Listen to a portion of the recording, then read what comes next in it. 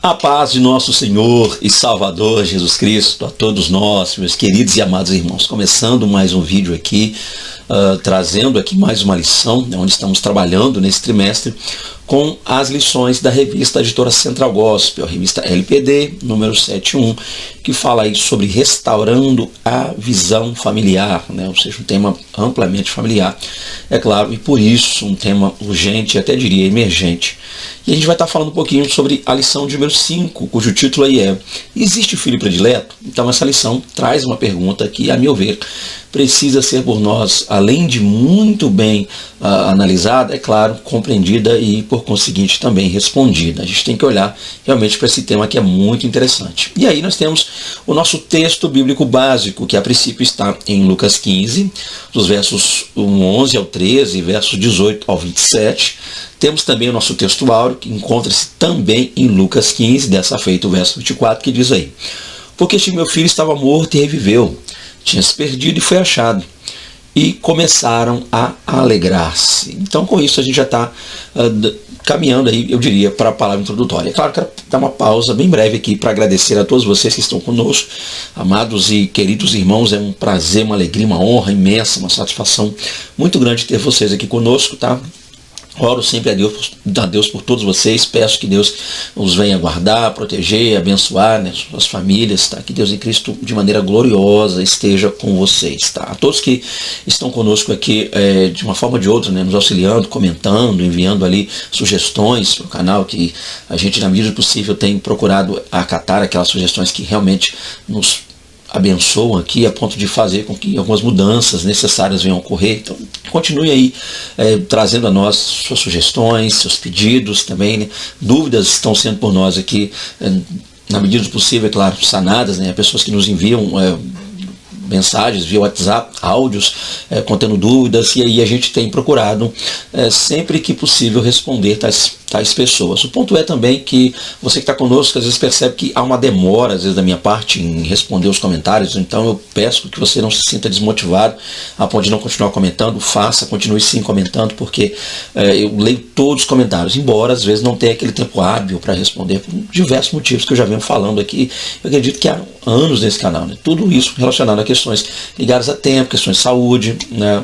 Questões ligadas a uma doença e, por conseguinte, falecimento do meu pai. A minha mãe também não anda bem de saúde, minha esposa, eu. Então, assim, a gente está lutando aí o máximo que pode para poder estar resolvendo isso. Então, sempre que possível, às vezes eu demoro a responder, eu respondo atrasado, mas a gente vai procurar sempre estar respondendo. Então, peço que vocês estejam conosco aqui, inscrevam aí, se inscrevam, vocês que não são inscritos no canal, caso desejam fazê-lo, tá sempre muito bom ter vocês aqui conosco, tá? Que Deus nos abençoe e nos proporcione uma aula abençoada, tá? Vamos lá então, dar início a mais uma lição. Então nós temos aqui a palavra introdutória dizendo aí, leiamos: pesquisas apontam para o aspecto natural do chamado filho predileto, porém, há de se destacar que quando os pais demonstram predileção por um de seus rebentos, os irmãos quase invariavelmente experimentam inveja e ciúmes, em menor ou maior grau, pois tais emoções, por via de regra, são fortalecidas nesse ambiente. Problemas entre irmãos não são exatamente uma novidade. Nesta lição, avaliaremos panoramicamente alguns casos identificados no texto bíblico. Então, como já dito anteriormente, falaremos sobre se há ou não filhos prediletos, ou seja, qual é, muitas vezes, o comportamento dos pais em relação à criação de seus filhos, se há ou não predileção, e como é que os filhos, né, alguns filhos olham para essa situação, como encarar isso. Então é isso que essa lição vai tratar, é isso que essa lição vai nos auxiliar a ponto de fazê-lo, e eu quero, é claro, assim como nas demais, poder contar com a sua presença até o final, né? Fique até o fim do vídeo aí, não pule, não adiante, não queime etapas, processos, para que você possa compreender e aí o que Deus nos tem orientado a dizer, ok? Então, para começar, a gente está vendo aqui que o que a gente vai estar trazendo aqui, muitas vezes, são frutos de pesquisas bem feitas, né? Institutos sérios, relacionados à preocupação, ao bem-estar das famílias, tem feito algumas pesquisas, e dentro dessas pesquisas o assunto tratado aqui, né, que é a predileção, ou seja, ter um filho ou mais como predileto, o quão ruim isso pode ser, né, o quão maléfico isso pode ser para uma família, e os prejuízos, os danos que isso pode causar a um relacionamento familiar, porque, é claro, todos saem prejudicados na história, né? Não só os filhos, alguns desses filhos por acharem-se muitas vezes esquecidos, abandonados por parte dos pais em detrimento de outros filhos, mas também, é claro, os pais por não, muitas vezes, conseguir contornar essa situação tão complexa, tão difícil que é. Então a gente vai olhar para dentro desses textos aqui, dentro desse conteúdo aqui, para entender melhor. Vamos lá. Nós temos aqui o primeiro tópico que diz aí, a história de dois irmãos. Vamos lá.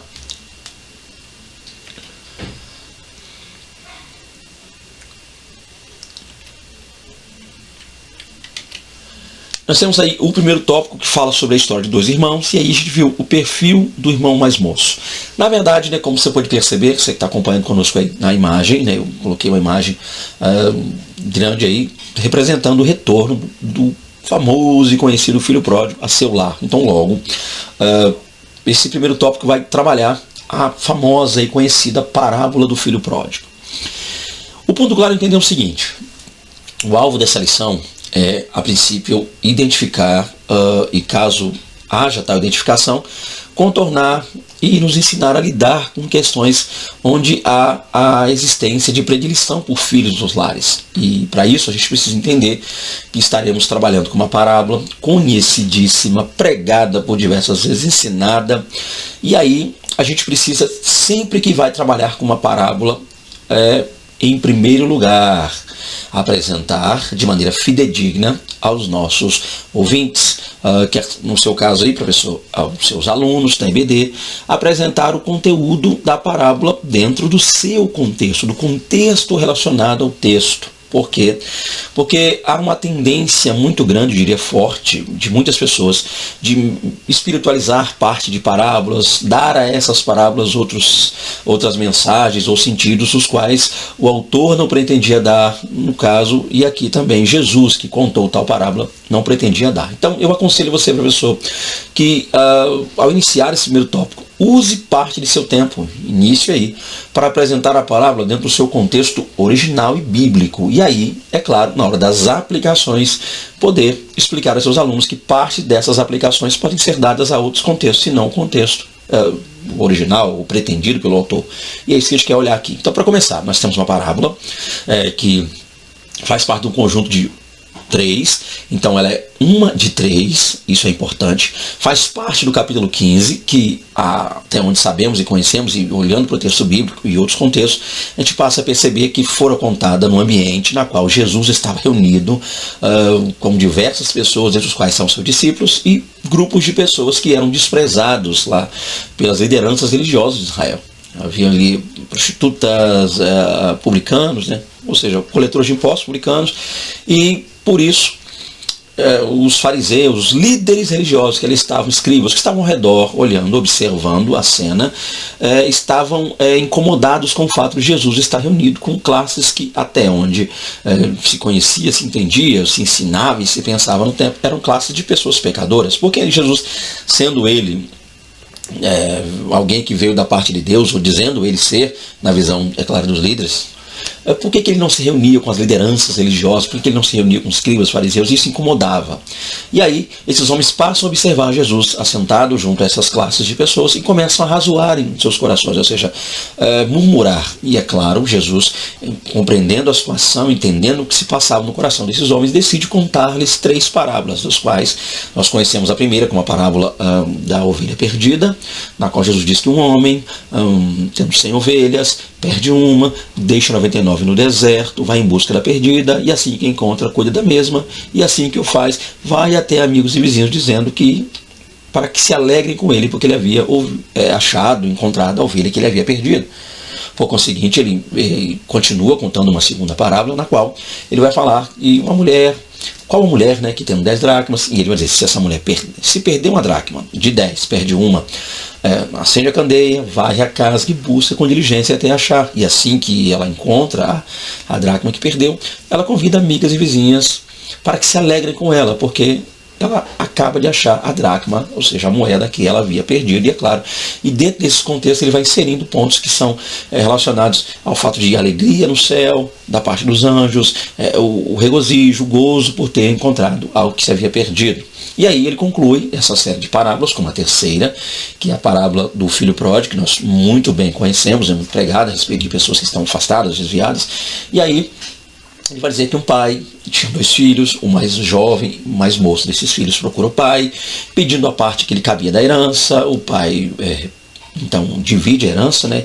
E pouco tempo depois, o texto diz, passado não muitos dias, ou seja, pouco tempo depois, esse mesmo filho vai dizer ao pai que não quer mais pertencer àquele lar, àquela casa. Então ele ajunta tudo quanto tinha e vai viver numa terra longínqua, né, distante. Jesus ainda enfatiza o fato dessa terra ser distante.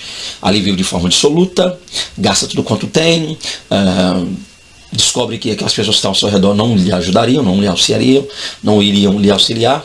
E aí, então, ele vai buscar guarida, emprego, encontra um emprego.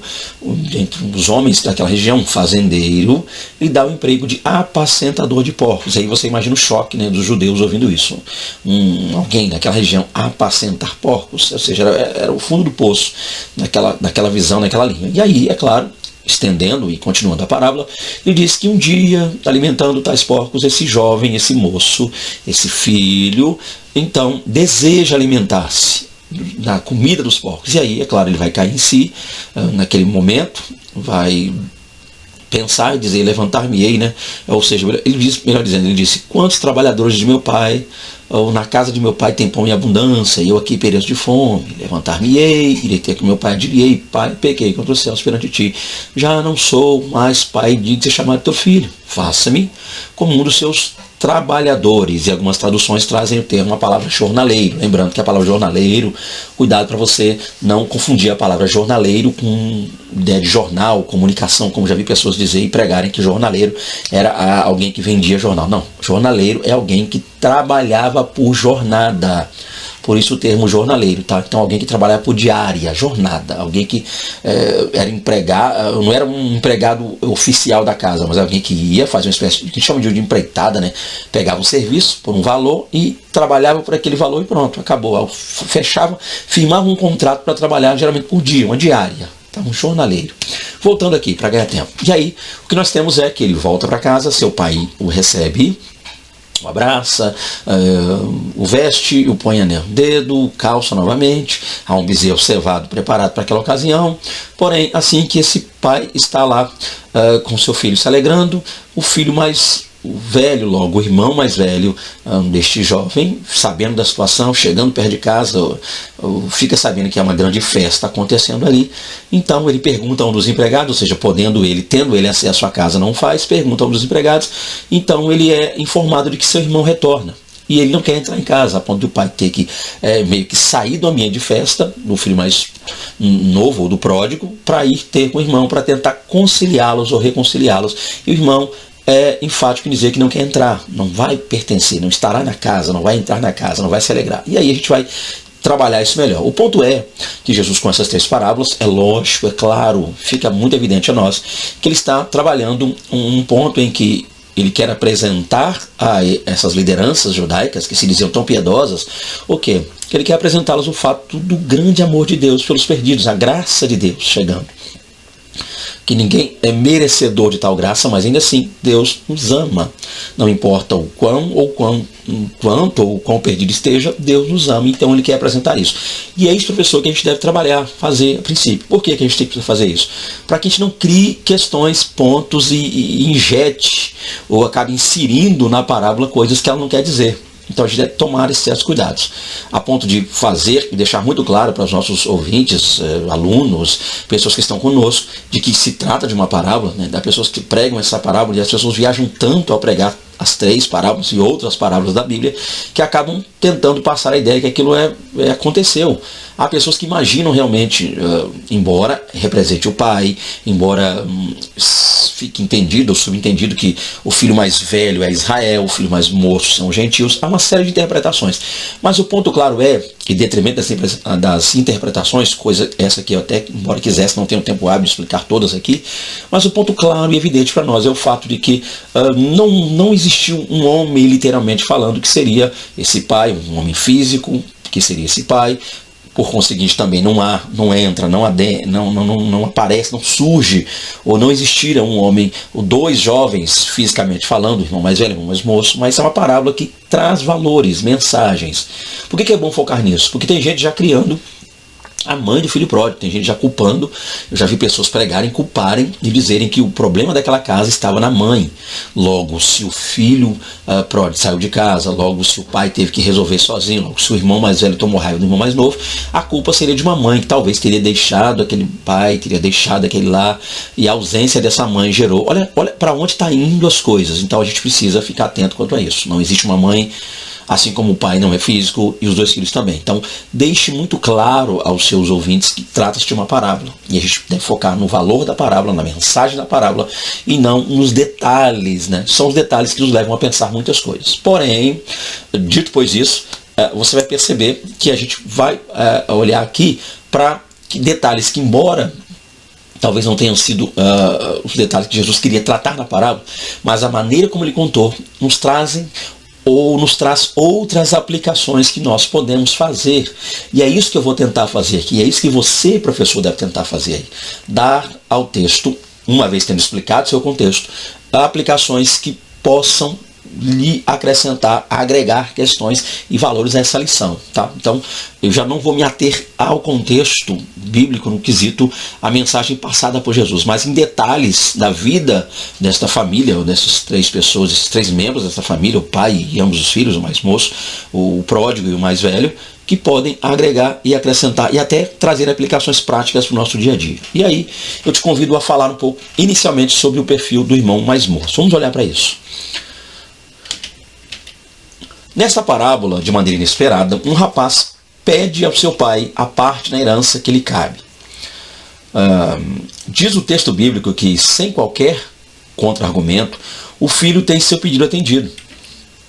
Tal cenário revela-nos um moço inquieto, inconformado com as restrições domésticas, ansioso e, sobretudo, inconsequente.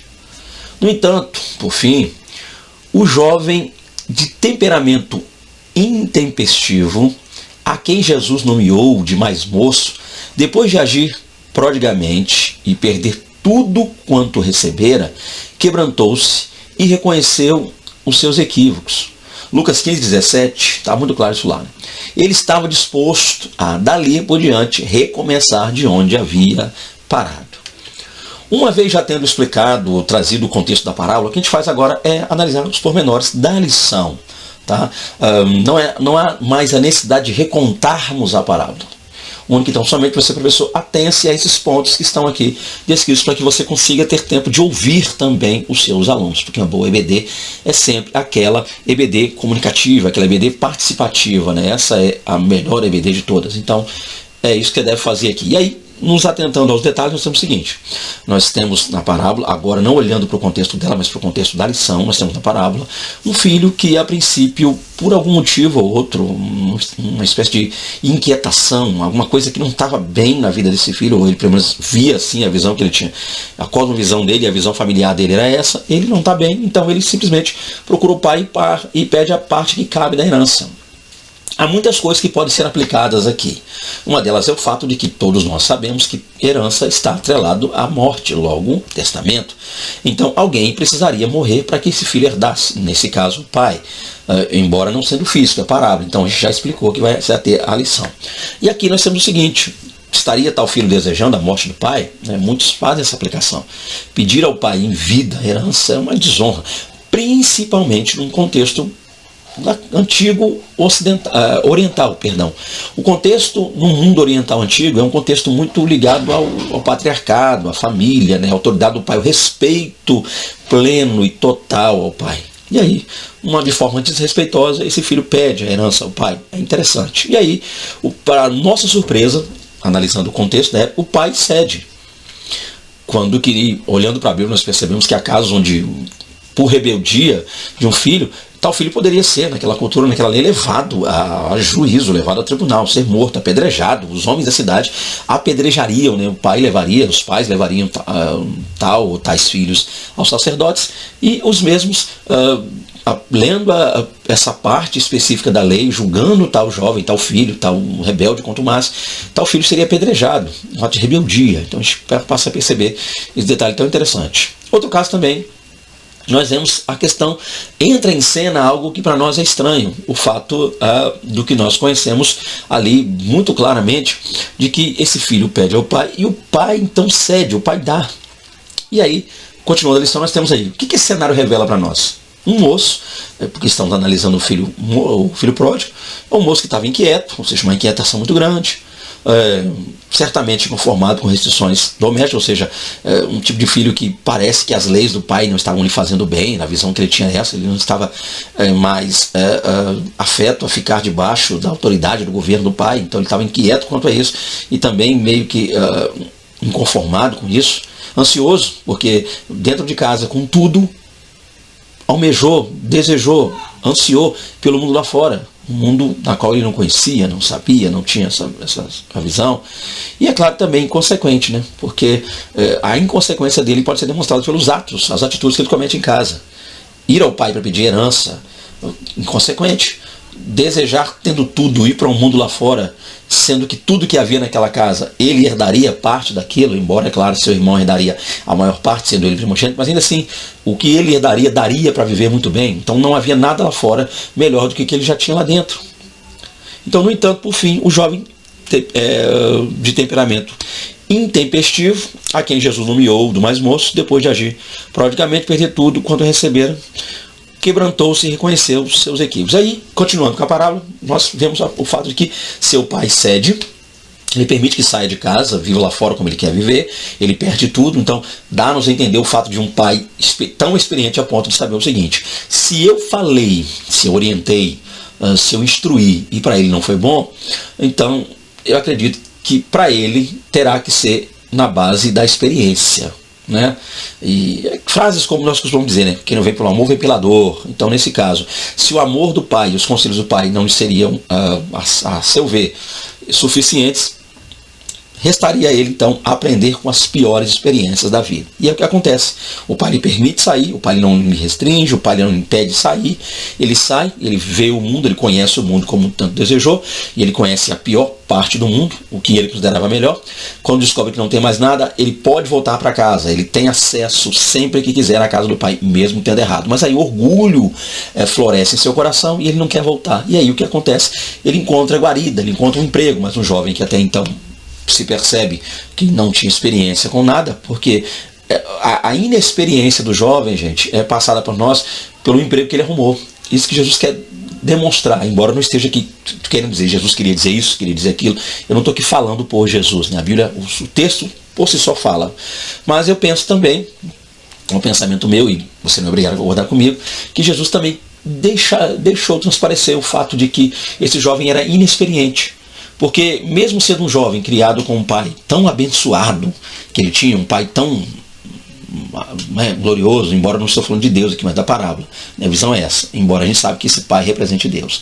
Mas aí, um pai tão bom, eu diria, certamente ele deveria ter uma experiência, mas o camarada não tinha experiência nenhuma, ou seja, ele sempre teve tudo ao seu alcance e nunca quis. Logo, quando ele vai para o mundo, ele descobre que não sabia nada. Então lhe resta. Então ele não pegou o que quis, ele pegou o que restou, o que sobrou para ele. E o que sobrou para ele foi apacentar porcos. E aí você já imagina o judeu falando isso. E aí ele apacenta porcos, um dia ele deseja se alimentar, já expliquei isso.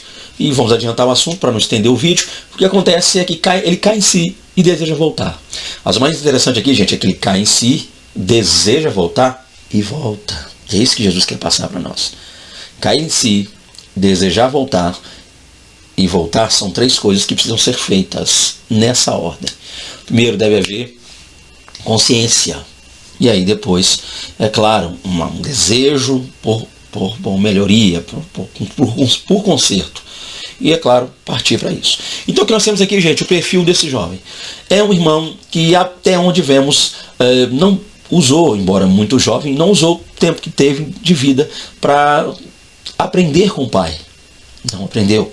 E não se aproximou também de seu irmão, não se sentiu próximo o suficiente de seu irmão.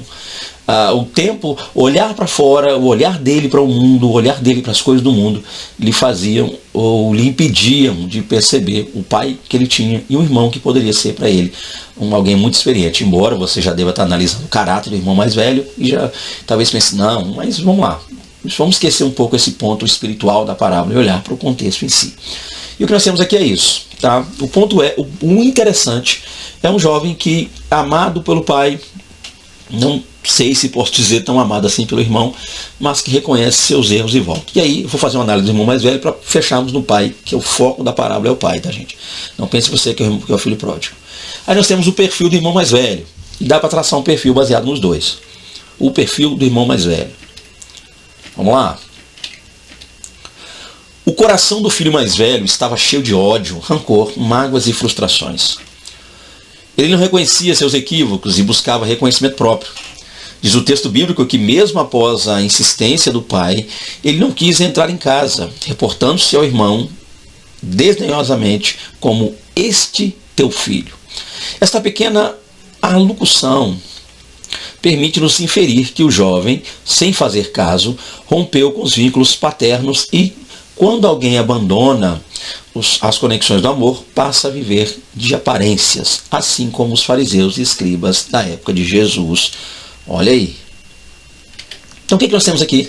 Nós temos agora na outra ponta um outro irmão. Se começamos analisando o irmão mais moço, filho pródigo, agora estamos fazendo uma espécie de análise do outro irmão, o que ficou em casa. Olhamos para a situação do que saiu, do que a princípio abandonou lá, tentou levar uma vida lá fora, quebrou a cara, reconheceu o seu erro e voltou. Já o outro ficou todo o tempo ao lado, pelo menos física e geograficamente, do pai. É isso que a gente vai analisar. E aí quando o seu irmão... É interessante que a gente só descobre realmente quem é o irmão mais velho quando o mais jovem chega. Isso que é interessante. Uma jovem chega, o pai o recebe de forma gloriosa, feliz, alegre, maravilhosa, e seu irmão, ao saber, ao perguntar, ao inquirir um dos empregados o que estava acontecendo e descobrir que tinha uma festa de boas-vindas acontecendo no seu lar, o que ele simplesmente faz é não entrar em casa.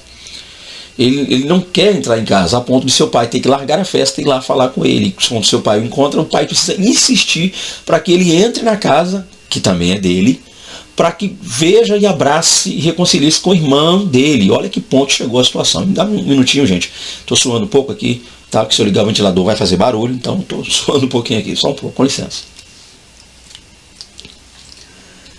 Então o que nós temos aqui? O ponto claro de que há algo muito errado nesse jovem, nesse filho mais velho.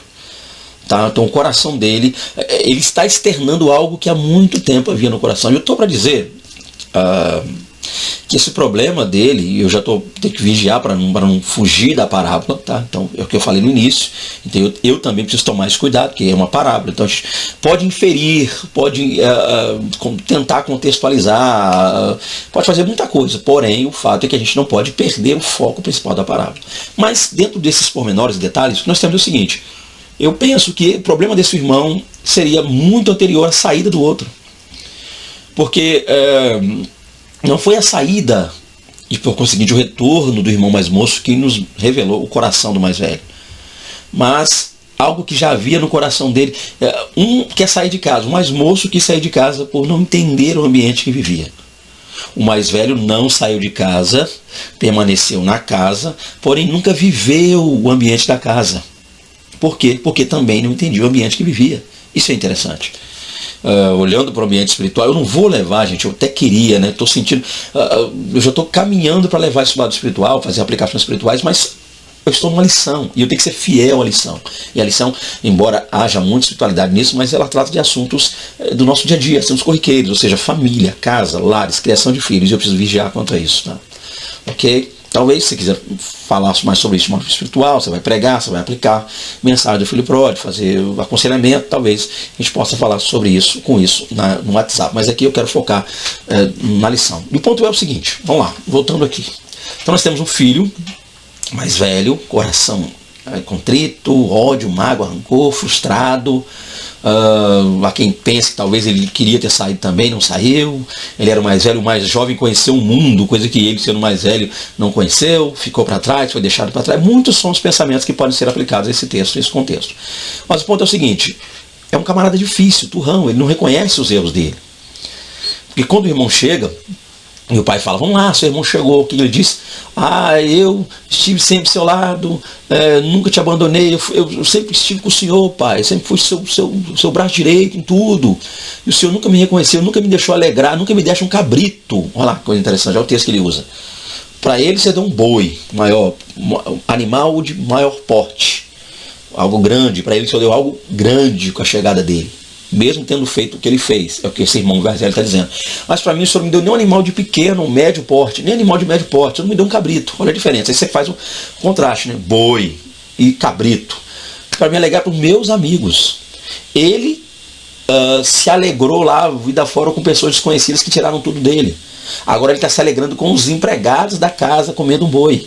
E eu, que não saí, que nunca te abandonei, que sempre estive ao seu lado, pai, nunca comi, nunca me alegrei lá fora com os desconhecidos, tampouco com os meus amigos, e agora com os empregados, com os servos. E aí, esse camarada tá, e aí ele fala, vindo este teu filho, vindo este teu filho, olha aí que coisa interessante, como ele disse aí. Então o ponto é claro entender o seguinte, entendermos que esse camarada está contrito. E esse é o cenário, né, gente? Vamos fazer aplicações para ganhar tempo. Já são 30 minutos já, eu preciso sair do primeiro tópico. Então, o que a gente tem aqui? Nós temos aqui pontos que são interessantes, que precisam ser analisados aqui. O quê? Um pai amoroso e que, até onde vemos, conhecemos, compreendemos, nunca teve predileção por nenhum dos filhos. Tá? Esse pai do texto não pode ser por ninguém acusado de ter predileção. Percebamos que tudo que o mais jovem que abandonar a casa teve em casa, o mais velho que nunca abandonou a casa também teve. Porém, a diferença é que um não quis mais usufruir a casa para viver o mundo. O outro, estando na casa, nunca usufruiu. Esse é um detalhe interessante, muito interessante, tá? Que a gente precisa observar. Esse é o ponto. Então, como eu concluiria esse primeiro tópico? Eu concluiria esse primeiro tópico dizendo o seguinte, a análise que nós devemos fazer é essa, ou seja, um pai amoroso que nunca mostrou ou demonstrou ter predileção por nenhum de seus filhos. Um pai que, assim como todo pai deve entender, tinha filhos e que o comportamento, a personalidade desses filhos diferia. Então nós precisamos ser uns pais maduros a ponto de entendermos isso. E não importa a quantidade de filhos que venhamos a ter, se tivermos sempre mais de um, nem sempre ambos terão as mesmas personalidades, os mesmos gostos. Embora a gente tente fazê-los pensar assim, há pais que mesmo os filhos não sendo gênios, nem unibitelinos, nem bitelino, não importa. Há pais que tratam os filhos como se fossem gênios, idade de 5, 6, 7 anos de diferença, compram a mesma roupa, ou seja, tentam muitas vezes igualar os filhos. O que a gente deve fazer, e o que deve ser homogêneo na criação, é a maneira como nós respeitamos, amamos e tratamos, lidamos com cada um deles. Isso que é interessante. Porém, já sabendo, percebendo, entendendo que com o passar dos anos, todos eles, ou cada um deles, irá adquirir, é claro, personalidades diferentes. Não pode achar que todos os filhos são iguais, pensam iguais. O amor deve ser igual, o tratamento deve ser igual, o carinho deve ser igual, proporcional a cada um deles. Porém, é claro, sabendo que há essas diferenças. Assim que eu aplicaria. Aí eu acredito que há muito mais a aplicar nessa parábola, né? Porque ela é muito rica em detalhes, porém a gente está tentando trabalhar o tempo aqui. Mas caso queira falar mais sobre isso, sempre deixo o meu WhatsApp aí para contatos. Vamos passar para o segundo tópico aqui, para ganharmos tempo. Uma casa e vários caminhos. A gente passa agora a ver a outra família. Vamos olhar para outra família. Aí, professor, tente falar o máximo possível e fechar tente concluir no primeiro tópico os assuntos relacionados à família do filho pródigo lá, tá? Para que você possa prosseguir com a sua lição, ok? Inclusive, aconselho você a parar aqui, antes de você ler o segundo tópico, como eu fiz, terminou o primeiro, faça uma pergunta. Gente, alguém tem algo a acrescentar ou perguntar ainda no filho pródigo? Porque nós agora iremos a outro lar, visitaremos outra casa. Transforme, ou tente transformar essa aula numa espécie de visita, seja uma espécie de eu diria, uma espécie me fugiu a palavra, né? Alguém que trabalha muitas vezes aí, auxiliando família, me fugiu a palavra aqui, perdão. Mas tente fazer dessa lição uma espécie de visita. Isso é interessante, tá? Então a gente visitou um lar, eu acho que vai ficar até interessante. Nós acabamos de visitar um lar onde um pai com 2 filhos, e aí se explica a situação, agora vamos para um outro lar com outra família diferente. E aí você fecha, encerra o caso, encerra o assunto, ok? Uma espécie de conselheiro tutelar, é o que eu estava tentando dizer. Ou por outro caso, então, outra família. Nós já temos, pela imagem, deu para ter uma noção aí, né? Que família é essa? Deixa eu tirar minha imagem aqui. Cada um com sua história. Vamos lá. Então nós vamos falar aqui sobre a casa de Abraão, problemas recorrentes na casa e na família de Abraão. Vamos lá. Cada um com sua história. Então você tem uma ilustração, uma imagem aí que ilustra muito bem, né? Automaticamente você já percebeu o que está acontecendo. É aquela famosa cena, aquela famosa história ali onde Agar está sendo despedida por Abraão, está indo embora com seu filho Ismael. E aí Sara, né? Uma ilustração, algo para tentar ilustrar isso. Meio que Sara abraçando Isaac e no outro lado Ismael e Agar, ou Agar e Ismael indo embora. Vamos lá. O contexto do nascimento de Ismael foi marcado por aflições e conflitos, enquanto que o de Isaac foi caracterizado por banquetes, festas e risos. Eis os dramas de Ismael. O filho de uma serva contempla sua mãe sendo maltratada por sua senhora Sara. Tendo sido expulso da casa de seu pai, o rapaz viu sua mãe quase morrer no deserto. Mesmo sendo o primogênito biológico de Abraão, o jovem foi deserdado. Aqui nós somos apresentados na lição o contexto da casa de Abraão. Caso o professor julgue necessário, faça um resumo, né? Mas procure ser o mais breve possível. Tal resumo, caso você julgue necessário, pode, eu acredito que deva partir do Gênesis 12. No Gênesis 12, Deus chama Abraão, ele faz 3 pedidos, 3 ordens, para que Abraão saia da sua casa, saia da casa de seu pai, saia do meio da parentela e vá para uma terra que Deus ainda mostraria a Abraão. E aí nós partimos para o Gênesis 12, Abraão cumprindo, Abraão obedecendo, tá? Aí. E deixa eu fazer um parênteses aqui.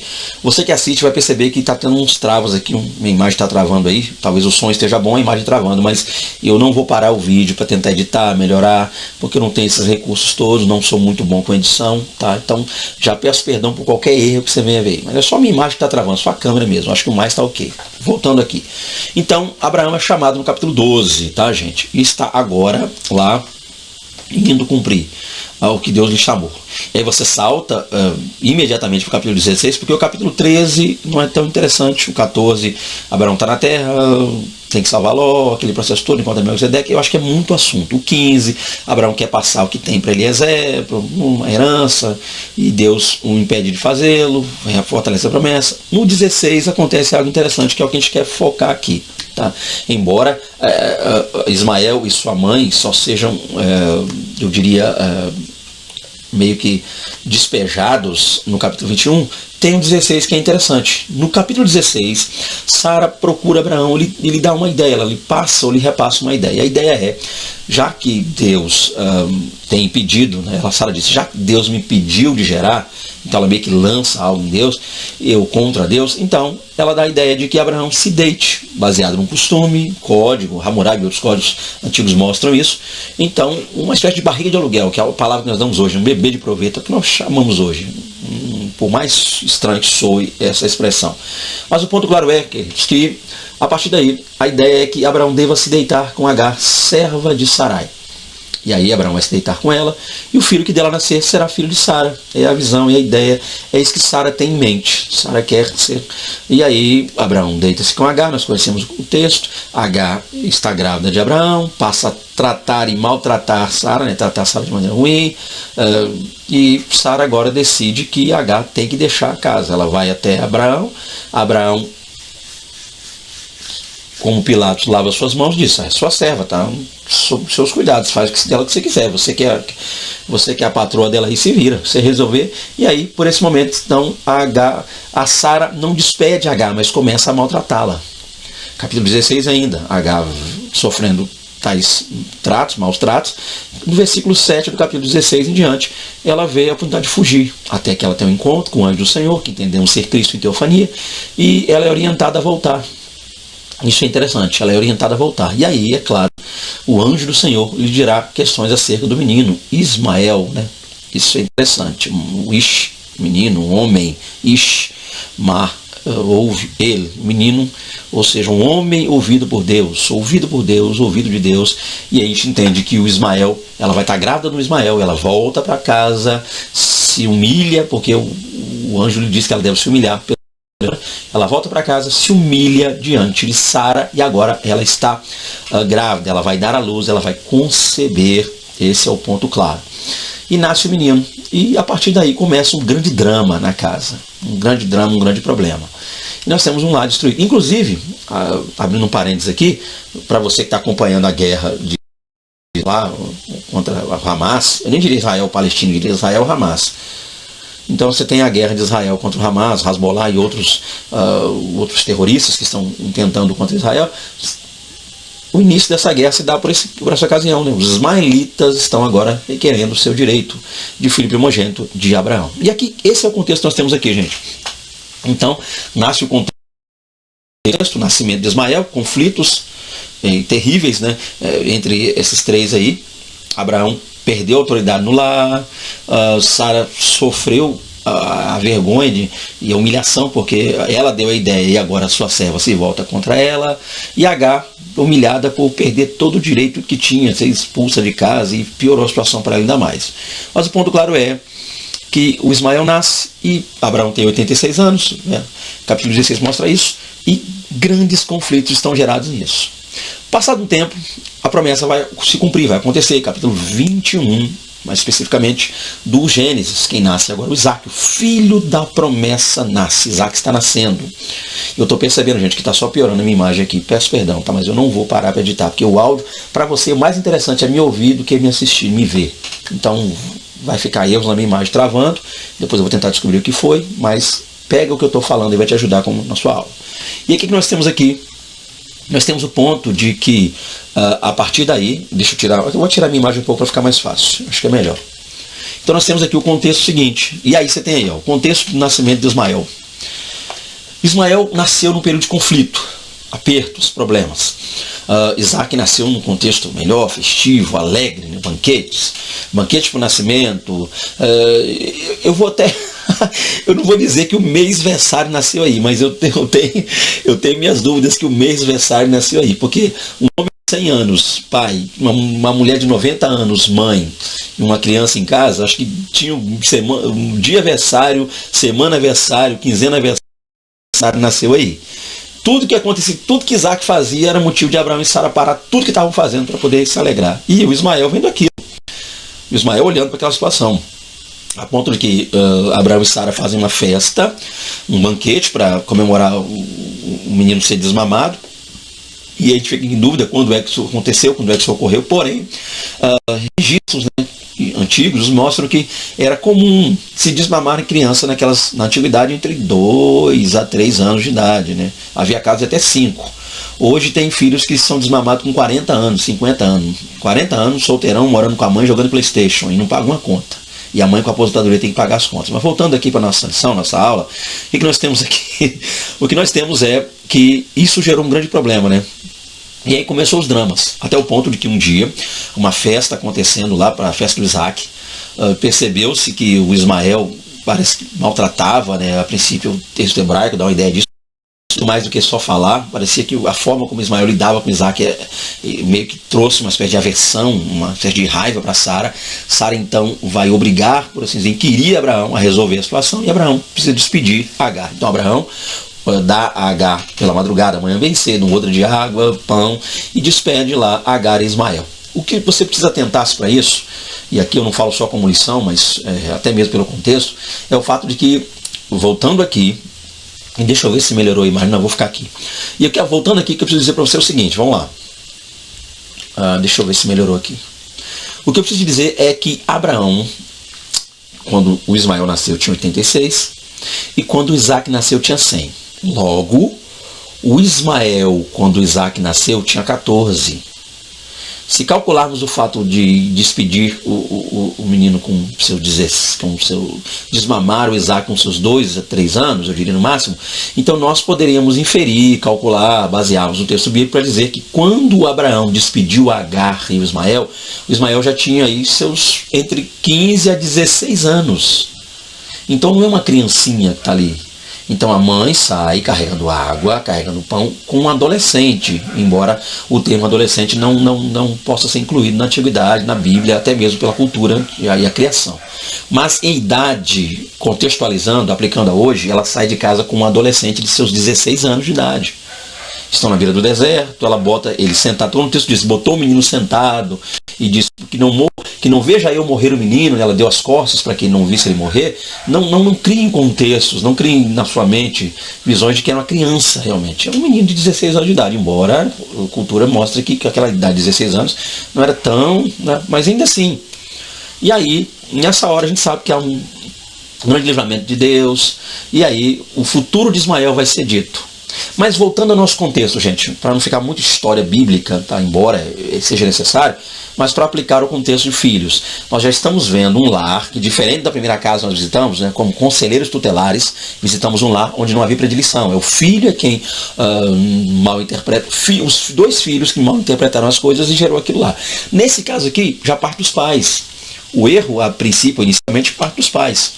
Nesse caso aqui, especificamente, os pais é que estão, eu diria, errando e feio, tá?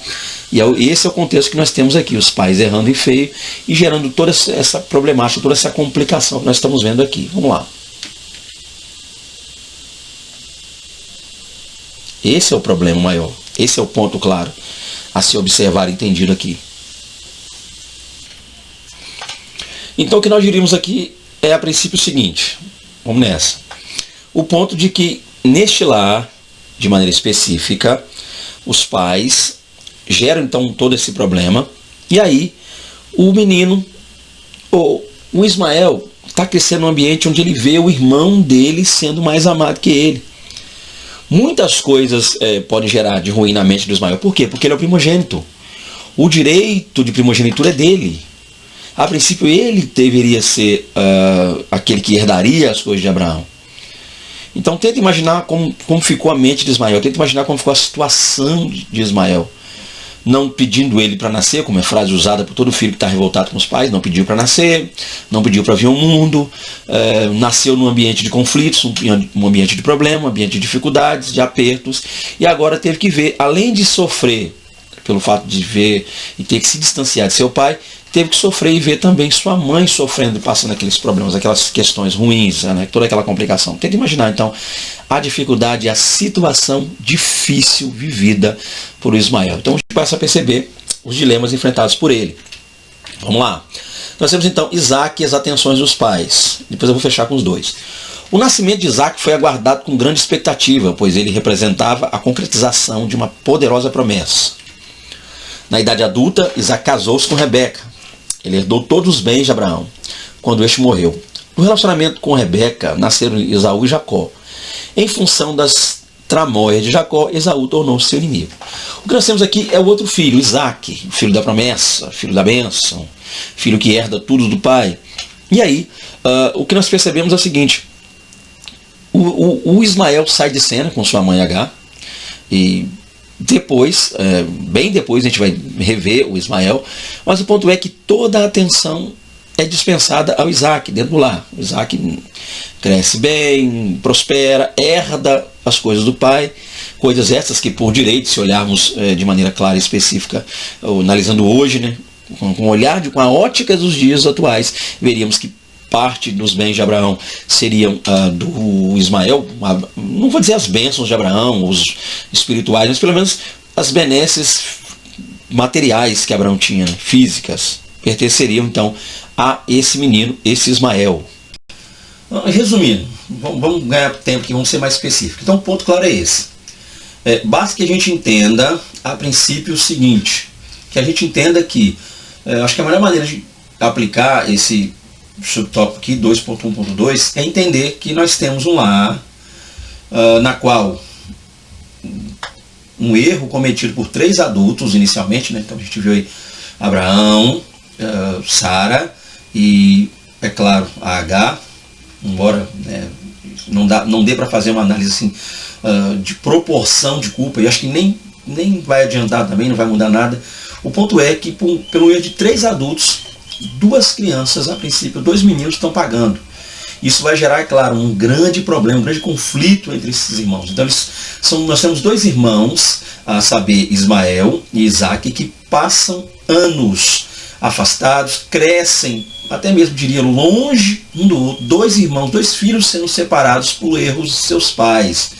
Esse é o ponto claro que a gente pode, de certa maneira, entender. E aí, isso vai acabar, de certa forma, refletindo e indo para o lar de um deles. Pelo menos as menções que nós temos de Isaac é que esses problemas oriundos lá dos erros cometidos por Abraão, por Sara e por Agar, refletiram também em erros cometidos por Isaac, juntamente lá com seus filhos, né, Esaú e Jacó. E é claro que eu não estou falando aqui de maldição hereditária, não. O que a gente está falando aqui são de consequências de erros cometidos. Esse é o ponto claro a se entender aqui. Então o erro que começou lá atrás, algo que não foi corrigido, não foi sanado, não houve uma espécie de busca por Deus para se lidar com isso, acabou acarretando, acabou gerando em erros, problemas, consequências também, é claro, estendidas e seguidas lá no lar posteriormente. Então nós temos o lar de Abraão, que sofreu grandes erros, né, cometeram erros terríveis, e tais erros foram parar lá, ou refletir, por assim dizer, lá no lar de Isaac. Então o Isaac que cresceu longe de seu irmão Ismael, o Isaac que só teve a presença de Ismael novamente, ou não sei se foi a partir daí, mas no enterro de Abraão, o enterro do seu pai Abraão, acabou também gerando um ambiente onde seus filhos posteriormente foram criados com predileção. Então a predileção que ele teve de sua mãe, o Isaac, acabou sendo o predileto de sua mãe, a saber, Sara, acabou tendo um filho predileto depois, que foi o Esaú, e com isso é claro que o lar de Isaac também sofreu as mesmas consequências, né? A gente vê, acompanhando aí, professor, caso você queira explanar mais sobre os erros lá cometidos no lar de Isaac, é claro, vemos ali um lado de predileção, onde Isaac a princípio preferia Esaú, porque parecia com ele, caçador, mais próximo ao pai, e por conseguinte lá a Rebeca acabou vendo a maneira como Jacó era desprezado, preferindo Jacó. Haja vista o fato também que, ainda na gestação de ambos, ainda na gravidez de ambos, ela não sabendo que tinha filhos gêmeos, ela sofria muito, algo incomum havia em seu ventre, então ela foi buscar de Deus uma explicação. E o que ela recebeu 2 povos há em suas entranhas, né? 2 nações há no seu ventre, 2 povos se dividirão de suas entranhas, um será maior que o outro, e o maior servirá ao menor. E a resposta que ela obteve foi essa, e eu não sei dizer ao certo, né? Não é que eu não saiba dizer ao certo, mas não é bom inferir a partir daí que ela tenha preferido Jacó por já ter ouvido. Porque aí eu estaria dizendo que Deus estaria contribuindo para a preferência. O fato de saber o que ia acontecer não influenciaria, não deveria influenciar de forma alguma, né? Uma mãe ama de igual modo, ou deve amar de igual modo seus filhos. Aqui nós temos isso, gente. Um filho, Ismael, sem atenção nenhuma, e de a parte de Abraão, o pai, e já o Isaac com toda a atenção. E a gente vê aí o erro, o problema, olha os malefícios causados aí pela predileção de filhos. Continuando aqui, nós temos já o 2.2, traumas e mágoas. Vamos ler? Gênesis 25, 8, 9 é a única passagem bíblica que menciona um reencontro entre Isaac e Ismael, desde que ele for expulso da casa de seu pai. Este é exatamente o dia do sepultamento de Abraão, ou seja, décadas após Agar, a serva, partir da casa do patriarca para o meio de um deserto com um adolescente. As mágoas de Ismael, de certa forma, foram somadas às mágoas de Esaú após o desentendimento com seus pais. Após o desentendimento com seus pais, esse filho de Isaac, para aborrecer seus pais, casou-se com descendentes de Ismael. Houve, na realidade, um somatório de rancores históricos. Embora eu já tenha explicado alguma coisa aqui, a gente passa a perceber, né, um pouco do que eu já vim falando aqui, a princípio, no slide anterior. Aonde é que isso refletiu? Onde é que isso reverberou? Então, o que nós temos aqui, no fato de que a morte de Abraão acabou meio que, de certa forma, unindo, e a gente não sabe até que ponto houve essa união entre Isaac e Ismael, a gente parte mais ou menos do texto bíblico, mas o que a gente passa a perceber é o seguinte, gente, olha o dano, olha o malefício. E aí, nós já temos lá no lar de Isaac, questões ruins também acontecendo, dessa feita está muito claro, né? O lar de Isaac, visitando lá o lar de Isaac, nós percebemos muito claro, a predileção é algo que salta aos olhos quando nós vemos o texto bíblico, porque o texto cita isso, né? Essa preferência de Isaac por Esaú, e essa preferência de Rebeca por Jacó. Então fica muito claro, fica muito evidente. E aí, meio que para ferir, tocar a ferida lá do Isaac, posteriormente o Esaú, após ser deserdado, após sofrer com os enganos de seu irmão, e acabou, e é claro, e até mesmo, não sei, até certo ponto, por um certo desprezo e desconfiança de sua mãe, ele acabou casando-se com uma mulher que a princípio não era aquela que sua família queria, trazendo um certo desgosto para sua família. Então, o ponto claro é entender o seguinte, gente, que predileção de filho pode trazer mágoas, traumas irreversíveis se nós não atentarmos para esse detalhe para ontem. Tá? E aí nós temos as partes práticas para terminar a nossa lição. Terceiro e último tópico aí, conselho aos pais. Né? Vamos lá. E aqui, professor, é aquela parte onde você tira para fazer as aplicações atuais, aconselhando, é claro, ajudando aí os pais e até mesmo você, caso tenha mais de um filho. Invista em uma educação pautada no companheirismo. De acordo com Judith Dunn, especialista em desenvolvimento socioemocional e sociocognitivo da criança e ex-professora de psicologia no King's College, Londres, os irmãos competem pela atenção dos pais desde a primeira infância e mesmo na fase adulta. Essa competição tende a continuar. Por essa razão, segundo a psicóloga, é importante desenvolver uma educação pautada no companheirismo e na cumplicidade, pois, com o passar dos anos, tal comportamento tende a consolidar-se. Aqui nós temos o seguinte, para nós pais precisamos estarmos atentos a essa questão de evitar toda e qualquer eventual predileção por filhos no lar. Eu hoje tenho um filho, né, praticamente, por assim dizer, filho único no sentido de só ter ele. Né? Eu já contei em vídeos anteriores, você me acompanha, sabe que tive 3, dos quais 2 vieram a falecer, né? E tenho um filho hoje que é especial, né? Sofre aí de retardo mental. Mas o ponto claro é entender o seguinte, o que nós temos aqui são meios, formas nos quais nós, de posse dessas formas, ou olhando para elas, podemos nos fazer valer para nos auxiliar quanto a isso. Então nós temos aqui uma especialista no assunto, Judith Dunn, acho que seria essa a pronúncia do nome dessa especialista. Então, o que essa mulher aconselha é o fato seguinte, primeiro ela nos alerta ao fato de que as crianças tendem a competir, né? Então há uma certa idade em que os irmãos, logo os filhos, passam a competir um com o outro pelo amor e atenção dos pais. E é justamente nesse momento, ou até eu diria anteriormente a esse momento, os pais devem estar atentos quanto a isso, ou seja, já se preparando para desenvolver no lar uma espécie de educação na qual os filhos possam compartilhar de maneira mútua, né, compartilhar mutuamente ali deveres, obrigações, também serem presenteados. O ponto que fica muito evidente aqui para nós, é que nós devemos já nos atentar ao fato de criarmos uma espécie de meio, método, ou uma questão comportamental na qual nós devemos estar orientando os filhos a crescerem juntos. Tudo isso se resume nisso aqui, professor, está muito claro.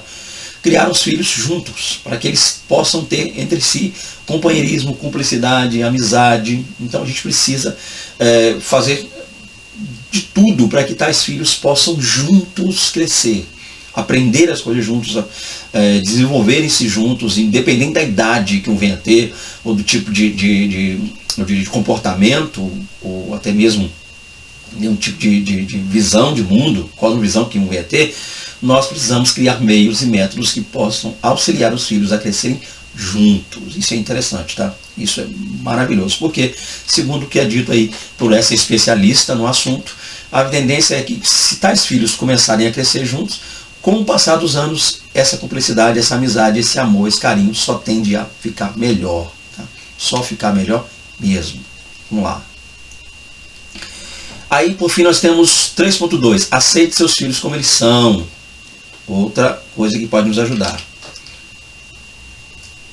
Não importa quais sejam os temperamentos dos seus filhos ou do modo como eles agem diante das grandes questões da vida.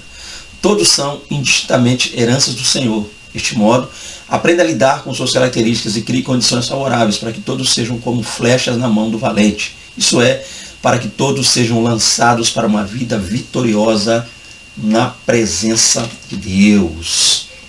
Aí nós temos o detalhe importante também que pode nos auxiliar no relacionamento com os filhos, é aceitá-los, compreendendo o fato de que as personalidades deles são diferentes. Eles podem agir de maneira diferente, lidar com situações diferentes, podem responder a estímulos, ou seja, eles podem estar atuando no dia a dia de suas vidas de maneira diferente. Então a gente precisa olhar para os filhos, entender e compreender que existem tais diferenças. Tá? Esse é o ponto claro, e aí a gente cria, baseados e pautados nisso, um ambiente maravilhoso, um ambiente abençoado, onde nós, olhando para isso e aprendendo a lidar com essas situações, podemos auxiliar esses filhos, podemos ajudar esses filhos a crescer, a alavancar. E olhando para os exemplos que foram dados aqui, que a gente crie neles esse ambiente gostoso, abençoado, familiar, para que eles possam também levar para suas famílias posteriormente esse tipo de ambiente abençoado. É o que eu diria aí, concluindo a nossa lição. Tá? Então, a princípio, a gente encerra aqui.